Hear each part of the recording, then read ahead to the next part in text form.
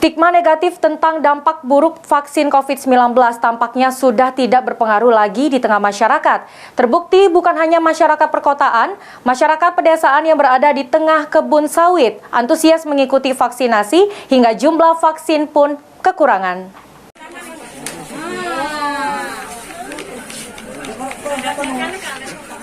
Stigma negatif tentang dampak buruk vaksin tampaknya sudah tidak berpengaruh lagi di tengah masyarakat.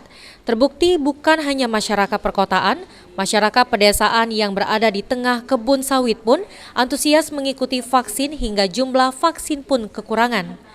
Terbukti di Desa Tirta Mulia, Kecamatan Pulau Rimau, Kabupaten Banyuasin, meski berada jauh dari pusat kota, namun masyarakatnya sangat antusias mendapatkan vaksin COVID-19. Dari 200 orang yang dapat divaksin, 400 warga yang datang langsung ke kantor Desa Tirta Mulia. Oleh karena itu, pihak desa kembali mengajukan vaksin ke Vaskes setempat. Oh, ini akan melaksanakan vaksinasi? Ini ya, vaksinasi. Vaksinasi, ada berapa warga, Pak? Rencana kita, Pak? 200 yang mau divaksin. Mama, gimana, Pak, antusias masyarakat, Pak? Antusiasnya semangat. Malah ini kita kekurangan dari target. Yang Kurang. datang sama obat tuh malah kebanyakan yang datang. Pak. Oke. Nah, ini artinya tidak ada kesulitan kita meyakinkan masyarakat, Pak? Tidak.